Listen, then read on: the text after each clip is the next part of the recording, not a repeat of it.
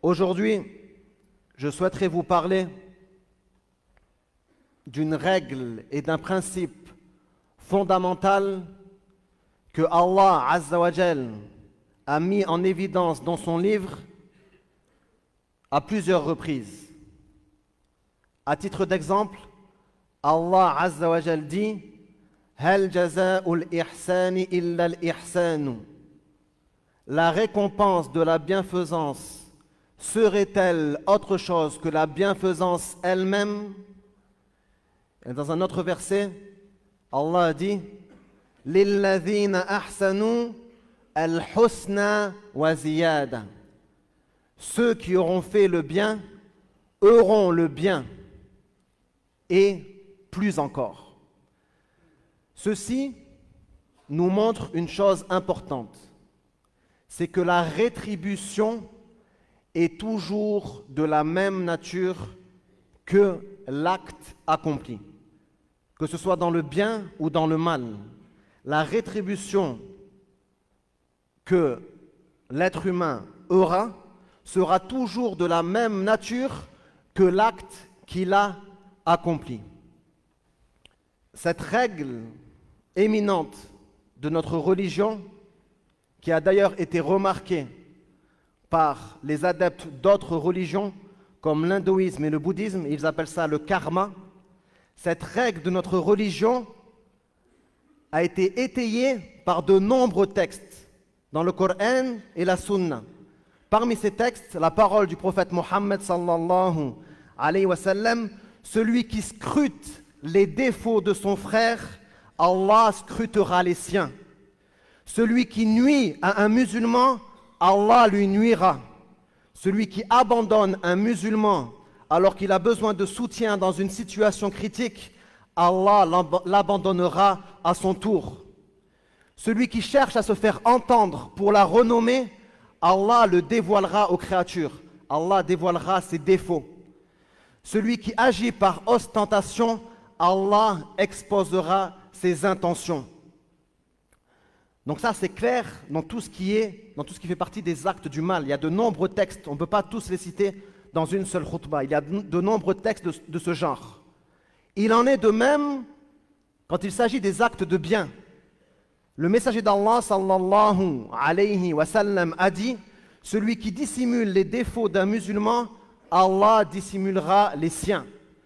Celui qui allège la peine d'un endetté, quelqu'un qui a une dette qui n'arrive pas à la rembourser, celui qui allège la peine d'un endetté, Allah allègera ses peines dans ce monde et dans l'au-delà. Celui qui soulage un croyant d'une épreuve parmi les épreuves de cette vie d'ici-bas, Allah le soulagera d'une épreuve parmi celles du jour de la résurrection. Il en est de même, celui qui pardonne, Allah lui pardonnera. Allah dit dans le Coran, celui qui pardonne et réconcilie, sa récompense revient à Allah. Il dit également, Azza wa Jal, si vous pardonnez, passez outre et excusez, alors Allah est pardonneur et miséricordieux. Il en est de même pour celui qui soutient la religion d'Allah, Allah lui procure son soutien. Allah Azza wa Jal dit dans le Coran, ô vous qui croyez, si vous soutenez Allah, Allah vous soutiendra, il vous soutiendra. Celui qui s'humilie pour Allah, qui se rabaisse pour Allah, Allah l'élèvera, comme l'a dit le messager d'Allah sallallahu alayhi wa sallam. Il a également dit sallallahu alayhi wa sallam, les miséricordieux recevront la miséricorde du miséricordieux. Les miséricordieux recevront la miséricorde du miséricordieux. Il y a une règle importante que le messager d'Allah sallallahu alayhi wa sallam a énoncée qui rentre dans tous les chapitres de la vie.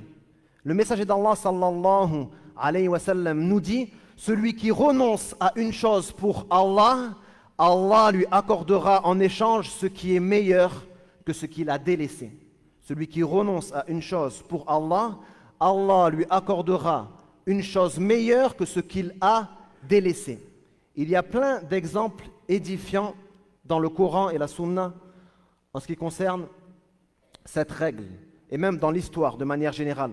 Regardez les compagnons du prophète Mohammed sallallahu alayhi wa sallam, qui ont délaissé leurs richesses et leurs demeures pour s'exiler et émigrer à Médine. Allah Azza wa Jal les a récompensés par le fait que l'islam se soit répandu sur toute la terre et leur a donné un royaume immense. Méditez sur l'histoire du prophète Youssouf.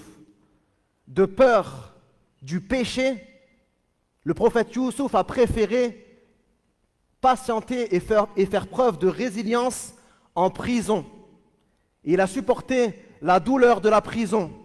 Allah Azza wa Jal l'a rétribué par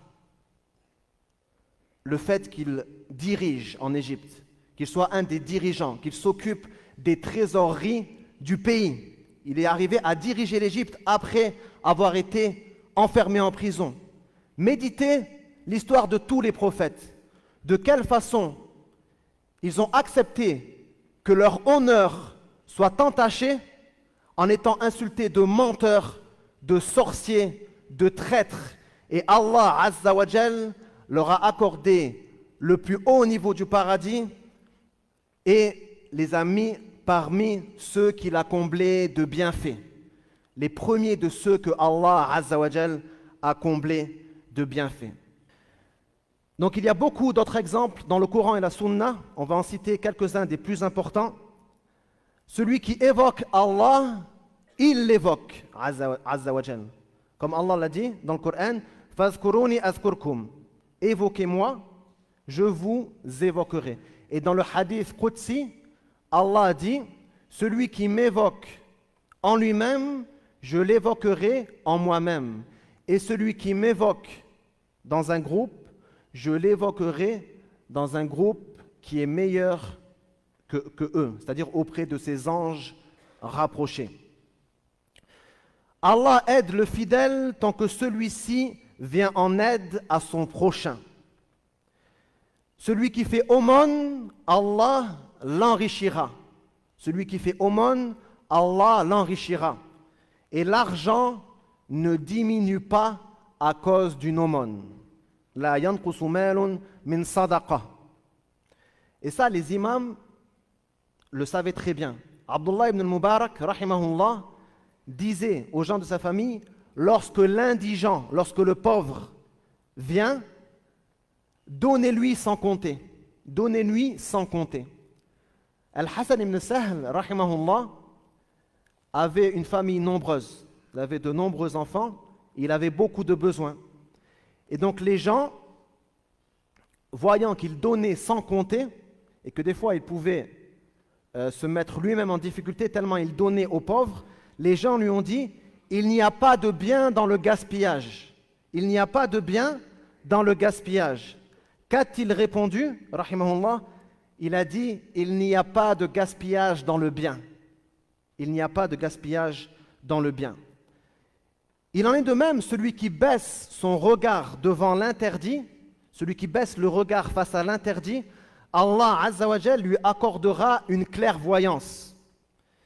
C'est pour ça que dans Surat An-Nur, Allah Azza wa Jal a dit, dis aux croyants de baisser leur regard et de préserver leur chasteté.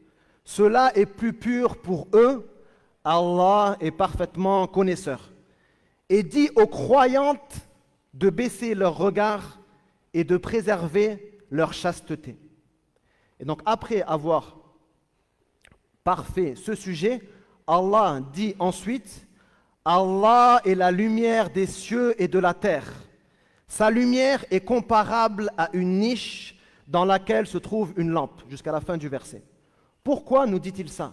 Ça veut dire que la lumière d'Allah dans le cœur du croyant lui donne une clairvoyance par laquelle il peut distinguer le halal du haram, l'autorisé de l'interdit, l'ambiguïté de la vérité, par le fait qu'il a préservé son regard et sa chasteté. أقول قولي هذا وأستغفر الله لي ولكم ولجميع المسلمين والمسلمات فاستغفروه إنه غفور رحيم.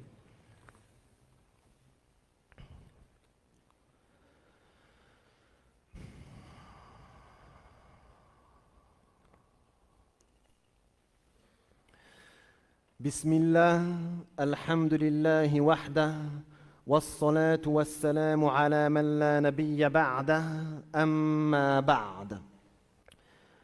Donc les exemples sont vraiment très nombreux et on ne peut pas tous les citer dans une seule khutbah. Il y a de nombreux textes qui indiquent ceci. Ce principe, la rétribution est de la même nature que l'acte accompli. La rétribution est de la même nature que l'acte accompli. Ce principe n'est pas seulement une règle de jurisprudence islamique ou une règle d'éthique. Ceci est une loi universelle. C'est une loi universelle et un principe divin que tous trouveront ou trouvent déjà. Donc il faut qu'on prenne ceci en considération en méditant et que chacun ait à l'esprit ceci. Fais ce que tu aimerais trouver. Fais ce que tu aimerais trouver. Si tu es parmi les bienfaisants, alors reçois la bonne annonce de ton Seigneur, tu recevras la bienfaisance. Et si tu es parmi les malfaisants, alors juge ta propre personne maintenant avant d'être jugé et de goûter à la rétribution de tes actes.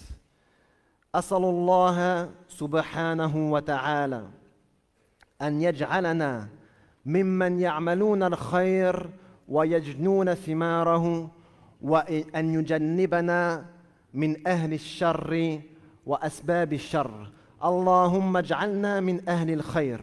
Allahumma ij'alna min ahli al-khayr وجنبنا أسباب الشر يا رب العالمين. اللهم اغفر لنا ذنوبنا وكفر عنا سيئاتنا وتوفنا مع الأبرار. اللهم يا مقلب القلوب ثبت قلوبنا على دينك. يا مصرف القلوب صرف قلوبنا إلى طاعتك. اللهم آتنا في الدنيا حسنة وفي الآخرة حسنة وقنا عذاب النار. اللهم نج إخواننا وأخواتنا المستضعفين في فلسطين وفي لبنان وفي كل مكان. اللهم نجهم. اللهم نجهم. اللهم أطعمهم واسقهم وانصرهم يا رب العالمين وأمدهم بمدد من عندك. وارحم موتاهم واشف مرضاهم وداو جرحاهم وتقبل شهداءهم.